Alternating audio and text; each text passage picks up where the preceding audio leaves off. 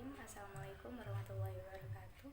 Saya Tarisa Anggreni dari kelas CS4 Fakultas Ekonomi dan Bisnis Islam Institut Agama Islam Negeri Jember. Baik, video kali ini saya akan menganalisa tentang kebijakan fiskal dalam perspektif ekonomi Islam, yaitu tugas dari mata kuliah ekonomi makro Islam. Pengertian dari kebijakan fiskal sendiri itu merupakan kebijakan yang dilakukan pemerintah dengan cara meningkatkan atau menurunkan pendapatan pemerintah untuk mencapai tujuan yang diharapkan, seperti mengurangi jumlah pengangguran untuk mencapai pertumbuhan ekonomi yang ditargetkan. Sedangkan mengurangi pendapatan itu, pemerintah mengurangi atau menurunkan pajak, yaitu agar pendapatannya masyarakat itu meningkat supaya harga itu seimbang. Dengan adanya penurunan biaya produksi, maka daya beli masyarakat itu akan meningkat, maka akan menjadi pertumbuhan itu akan membaik gitu. Jadi kesimpulannya, pemerintah itu melakukan kebijakan tersebut agar meningkatkan atau dengan menurunkan pendapatan, dengan tujuan itu untuk meningkatkan perekonomian agar baik dan bagus, sesuai yang diharapkan. Jadi tujuan dari kebijakan fiskal itu yang pertama, pertumbuhan ekonomi, yaitu supaya ekonomi itu berkembang dengan bagus dengan cara meningkatkan atau mengurangi pendapatan tersebut. Kedua, yaitu mencegah pengangguran. Yang ketiga, stabilitas harga.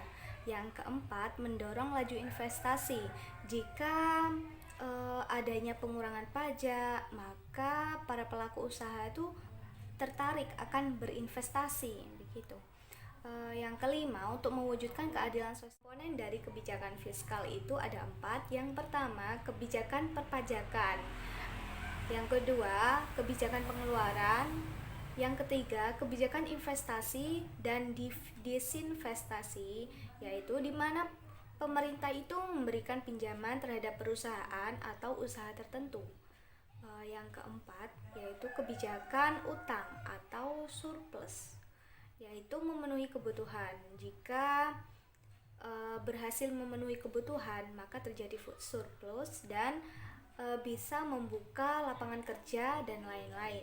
Sedangkan jika terjadi tidak terpenuhinya kebutuhan, maka akan utang, yaitu menjual surat berharga. Instrumen kebijakan fiskal itu ada 6. Yang pertama, 1. Anggaran belanja itu seimbang, yaitu seimbang antara pendapatan dan pengeluaran. Yang kedua, pembiayaan fungsional, yaitu untuk infrastruktur atau dalam bentuk hal ekonomi dan sosial. Yang ketiga, anggaran defisit atau kebijakan fiskal ekspansif. Jadi pemerintah itu akan mengeluarkan pendapatan yang sangat terbatas. Yang keempat, anggaran surplus atau kebijakan fiskal kontraktif, yaitu di mana pendapatan lebih tinggi dari pengeluaran, jadi tidak perlu subsidi dan lain sebagainya. Yang kelima, stabilitas anggaran yang otomatis, yaitu di mana kita itu harus menjaga keseimbangan antara pendapatan dan pengeluaran, jadi harus seimbang. Sedangkan yang terakhir, yang keenam, pengelolaan anggaran dikelola dengan bagus dan tepat sasaran. Kebijakan fiskal itu ada 6. Yang pertama, mengoptimalkan penggunaan sumber daya alam dan sumber daya manusia, yaitu tujuan akhirnya untuk meningkatkan pertumbuhan ekonomi, yaitu dikelola dengan bagus. Sedangkan yang kedua, mengoptimalkan investasi, mengurangi pengangguran. Yang ketiga, alokasi. Pemerintah itu mengalokasikan pendapatan dengan kesesuaian yang ada. Yang keempat, distribusi, yaitu sesuai sasaran. Yang kelima, stabilisasi, yaitu untuk menstabilkan harga atau suatu pertumbuhan ekonomi.